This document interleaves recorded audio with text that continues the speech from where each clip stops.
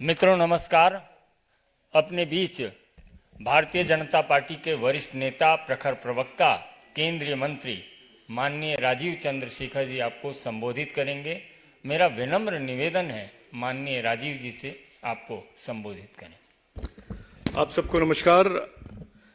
मैं आज आपके सामने इन 3 स्टेट इलेक्शन के रिजल्ट के बाद जो कांग्रेस और इंडी अलायंस का एक डिविजिव पॉलिटिक्स का एक नया चैप्टर शुरू हुआ है, उसके बारे में मैं आज आपके सामने थोड़े पॉइंट्स रखना चाहता हूं। ये वही कांग्रेस पार्टी है और इंडी अलायंस है जिन्होंने भारत जोड़ो यात्रा का काफी गुणगान किए थे। और आप सब जानते ही हैं कि यही पार्टी के एक 55 year old young maturing leader जब अपने छुट्टियों में जाते हैं बाहर, भारत के कॉन्स्टिट्यूशन के बारे में, भारत के डेमोक्रेसी के बारे में कहते हैं कि इट इज अंडर थ्रेट। और हमारा संविधान में, हमारे कॉन्स्टिट्यूशन में आर्टिकल 14, आर्टिकल 15, आर्टिकल 19, आर्टिकल 21 जैसे जो फंडामेंटल राइट्स हैं, नॉन डिस्क्रिमिनेशन के, फ्री स्पीच के, right to life and liberty के फंडामेंटल राइट्स हैं। और आप जानते हैं कि article 19 right to free speech के एक 19(2) भी है जो रीजनेबल रेस्ट्रिक्शन डालते हैं fundamental rights to free speech पर। तो यही कांग्रेस पार्टी और यही 55 year old maturing young leader जो भारत जोड़ो यात्रा कहते हैं, कॉन्स्टिट्यूशन अंडर थ्रेट कहते हैं, उनके इस इंडी अलायंस के डिविजिव पॉलिटिक्स का ट्रैक रिकॉर्ड देखिए आप। पहले तो वो रिलीजन के बेसिस पे डिविजिव पॉलिटिक्स खेलते हैं। उनके ही अलायंस के उदयनिधि स्टालिन कहता है कि Sanatan Dharma is dengue, is malaria. DMK के 2G स्कैम के architect and visionary A Raja कहते हैं कि Sanatan Dharma is equal to leprosy and HIV। और इस पर कोई राहुल गांधी से या प्रियंका गांधी से कोई टिप्पणी नहीं, कोई रिस्पांस नहीं। ये राहुल गांधी जो आलू, सोना, जुपिटर एस्केप वेलोसिटी, भारत के संविधान, भारत के डेमोक्रेसी के बारे में काफी बोलते हैं, जब उनके इंडी अलायंस के मेंबर इंडी तोड़ो यात्रा और डिविजिव पॉलिटिक्स खेलते हैं, उस पर कोई टिप्पणी नहीं करते। केरल में जाइए, उनका ही पार्टनर सीपीएम, इंडी अलायंस के पार्टनर सीपीएम, हमास जैसे टेररिस्ट ऑर्गेनाइजेशन जो अक्टूबर 7 को 1400 लोग, जूइश लोग, बिकॉज उनके फेथ के कारण उनको मारते हैं, उस टेररिस्ट ऑर्गेनाइजेशन के हेड को वीडियो कॉन्फ्रेंस करने की इजाजत देते हैं केरल में। केरल के युवाओं को रेडिकलाइज करने के लिए मौका देते हैं और प्रोग्राम का नाम है अप्रूट हिंदुत्व। इस पर भी राहुल गांधी और प्रियंका गांधी का कोई टिप्पणी नहीं, कोई रिस्पांस नहीं। यहां पर भारत जोड़ो यात्रा का कोई किसी के पास मेमोरी नहीं।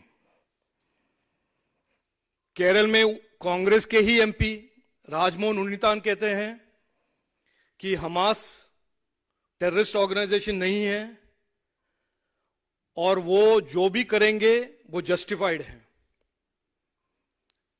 और ऐसे अपीसमेंट पॉलिटिक्स और हमास को सपोर्ट करने वाला कांग्रेस MP के बारे में राहुल गांधी जी और प्रियंका गांधी जी का कोई रिस्पांस नहीं, कोई क्लैरिफिकेशन नहीं। उनके ही इंडी अलायंस के पार्टनर इंडियन यूनियन मुस्लिम लीग के मुनीर कहते हैं whatever the Hamas does is justified. जो भी हमास करता है वो जस्टिफाइड है. इसके बारे में भी राहुल गांधी, जिन्होंने इंडियन यूनियन मुस्लिम को एक सर्टिफिकेट दिया था उनके एक फॉरेन ट्रिप में कि वो बड़े सेक्युलर पार्टी हैं, उसके बारे में भी कोई टिप्पणी नहीं राहुल गांधी का या प्रियंका गांधी का. जो इंडी अलायंस के मेंबर टेररिज्म को नॉर्मलाइज कर रहे हैं खुलेआम अपने अपीजमेंट पॉलिटिक्स के लिए, उनको ना तो क्लैरिफाई करना, ना तो क्लैरिफिकेशन इश्यू करना या उस पर टिप्पणी करना, कुछ नहीं हमारे कांग्रेस के 55 year old maturing youth leader Rahul Gandhi ने किया है, ना उनकी बहन प्रियंका गांधी.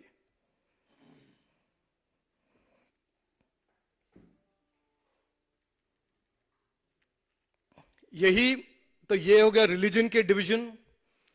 और वो नहीं चल रहा था तो उसके साथ साथ इस पूरे इलेक्शन कैंपेन में उन्होंने कास्ट बेस्ड डिवीजन की कोशिश की. और जैसे आज होम मिनिस्टर साहब ने भी कहा, एक पार्टी जिसने डट के पिछले 70 साल से ओबीसी आरक्षण, ओबीसी के कॉन्स्टिट्यूशनल कमीशन बनाने का उन्होंने अपोज किया है, वो आज कास्ट और डिवीजन की बात कहते हैं, बिना कोई शर्म, बिना कोई हिपोक्रेसी के. भारत माता कौन है उसको भी लेकर इस इंडी अलायंस और राहुल गांधी के डिविजिव पॉलिटिक्स वहां तक भी जाता है. रेवंत रेड्डी उनका नया तेलंगाना का मुख्यमंत्री का फर्स्ट कंट्रीब्यूशन है कि केसीआर जो आउटगोइंग चीफ मिनिस्टर हैं वो बिहार से हैं. जैसे बिहार से होना कोई गुनाह है, या जैसे ऐसा डिस्क्रिमिनेशन तेलंगाना में उचित है, जैसे वो जानते नहीं हैं कि as a soon to be chief minister, जैसे पिनराई विजयन जी चीफ मिनिस्टर हैं या स्टालिन चीफ मिनिस्टर हैं, वो भी अपने जो sworn to uphold the duty to uphold the constitution, जिसके बेसिस पे वो शपथ लेते हैं, रेवंत रेड्डी भी ये ऐसे इंप्लाई कर रहे हैं कि वो भी भूल जाएंगे जैसे पिनराई विजयन भूल गए थे या स्टालिन भूल गए हैं. और ये जब ये सब चल नहीं रहा है रिलीजन के बेसिस पे, कास्ट के बेसिस पे, कल नया एक न्यू स्ट्रैटेजी शुरू हुआ है नॉर्थ और साउथ के डिवाइड में. राहुल गांधी के नए जो क्रोनीज हैं उन्होंने कल शुरू किया है कि नॉर्थ और साउथ में साउथ मुक्त बीजेपी, और ऐसे बेवकूफी साउथ में भाजपा के अन्य एनडीए के अन्य एमपीज हैं, एमएलएज हैं, और ऐसा एक नया डिवीजन का स्ट्रैटेजी जो वो शुरू करना चाहते हैं, उसको उस पर एक तरह से एक्सपोज करने के लिए मैं आज यहां आपके सामने आया हूं. और एक जो हिपोक्रेसी है, जो एक तरह से शेमलेसनेस है, जो लीडर्स कॉन्स्टिट्यूशन के वैल्यूज को अपहोल्ड करने के ओथ लेते हैं, वो अपने पॉलिटिक्स के लिए, अपने डेस्परेट पॉलिटिक्स के लिए रोज इंडी अलायंस, इंडी भारत जोड़ो यात्रा जो कहते थे, असल में उनका आइडियोलॉजी है भारत तोड़ो यात्रा, इंडी तोड़ो यात्रा, टुकड़े टुकड़े और डिविजिव पॉलिटिक्स करना. और हमारा एनडीए का जो शार्प कॉन्ट्रास्ट है, हमारा आइडियोलॉजी, हमारा पॉलिटिक्स, जो संजय जी ने मुझे आज बहुत अच्छी तरह से बताया, कश्मीर हो या गुवाहाटी, अपना देश अपने माठी, देश फर्स्ट इंडिया फर्स्ट, यह है एनडीए का और भाजपा का आइडियोलॉजी. और इनका है डिवाइड एंड रूल, इंडिया तोड़ो यात्रा, टुकड़े टुकड़े. और जब भी ये इंडी अलायंस के जो पार्टनर्स हैं ऐसे काम करते हैं या ऐसे स्टेटमेंट देते हैं, कल भी आपने देखा नॉर्थ साउथ के डिवाइड के इस स्टेटमेंट के बाद कोई भी स्टेटमेंट नहीं निकला राहुल गांधी से या प्रियंका गांधी जी से।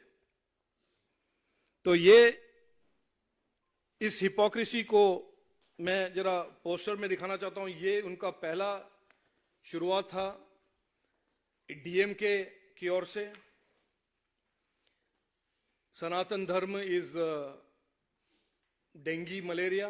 उसके बाद खुद पड़े अपने राहुल गांधी जी, भारत माता कौन है, और उसके बाद खुद पड़े अपने बड़े सेक्युलर और लिबरल वैल्यू के केरल के मुख्यमंत्री, जिन्होंने हमास को इनवाइट करके अप्रूव्ड हिंदुत्व का प्रोग्राम चलाया केरल में। और ये सब नाकाम होने के बाद कल शुरू हुआ है इंडी तोड़ो यात्रा का एक नया स्ट्रैटेजी, नया दौर, north south divide.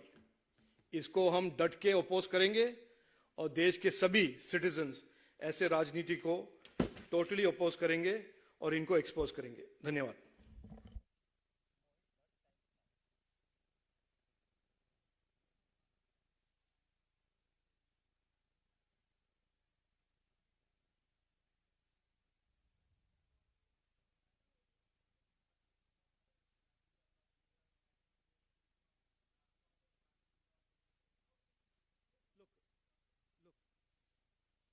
I heard Mr. T.R. Balu today say that Chief Minister Stalin has told MP Senthil to not make such statements. But there is a question that has to be asked to Mr. Balu and to Mr. Stalin. What about Udaynidhi Stalin's statement? Has he advised Udaynidhi Stalin to apologize? What about A. Raja? Has he advised A. Raja to apologize? Picking one MP and selectively instructing that MP while leaving his son at large to spew hatred against a particular community in violation of the Constitution, in violation of what all of us hold dear in India, is hardly an apology. So he needs to answer that question first. And why is Mr. Balu speaking for the MP? Why can't the MP apologize? And why can't Mr. Stalin apologize? हाँ जी बताइए। जहाँ तक मैं देख पा रहा हूँ, अपने पांव मजबूत करने के नाम पर अपनी ही गर्दन उड़ाने का कुतर्क किया जा रहा है। ये आप उनको बोलिए, उनसे एड्रेस गलत है। हाँ, CNN Arun. My question is because we've been speaking to few, opposition leaders who are coming from southern part of the country. हाँ जी। One concern which they were raising when they say south and north, they are saying that there are multiple bills which comes in the parliament. They come in only English and Hindi language. So why there is a difference in that? Why they are not being provided those bills in देखिए, local languages? first of all, I think we should resist the effort of getting distracted from what the main issue is. अगर आप देश को north south में बांटने की कोशिश करेंगे और आपको हम अपोज करेंगे और लोग आपको एक्सपोज करेंगे कि ये एक रैंक हिपोक्रेसी है, उसके दौरान आप किसी इश्यू को लेकर आएंगे कि हमारा साइमल्टेनियस ट्रांसलेशन ठीक नहीं चल रहा था, हमारे डॉक्यूमेंट्स हिंदी और इंग्लिश में हैं। ये तो 75 साल से होते आ रहा है ना, हिंदी और इंग्लिश में। तभी तो I did not see comrade Stalin और कॉमरेड करुणानिधि और anybody oppose this. This is a convention in parliament that the documents that are printed in Hindi English। ये आज शुरू थोड़ी हुआ है, ये हुआ है 1947 से, 1950 से। तो अगर उन्होंने इसके बारे में, if they have put something on record and protested this during UPA when they were in the government, no? तब तो मैंने कुछ सुना नहीं, मैं ऑपोजिशन में था। तो ये जब हम इनके हिपोक्रिटिकल पॉलिटिक्स के बारे में हम एक डिस्कोर्स शुरू करते हैं, उनको एक्सपोज करने की कोशिश करते हैं या एक्सपोज कर रहे हैं, ये नॉन इश्यूज को लेकर आना और अपने आप के अपने करप्शन को हाइड करने के लिए हमारे आइडेंटिटी का थ्रेट है, हम साउथ इंडियन है, मैं भी साउथ इंडियन हूं, मुझे कोई तो आई डोंट फील थ्रेटेंड। तो ये दिस इज अ ढोंग, sorry to say this but bluntly to say this is rank hypocrisy and then using the camouflage of these minor things to distract away from what should be the main debate. Why are political leaders encouraging their cronies to get into this divisive politics? बहुत बहुत धन्यवाद। धन्यवाद जी।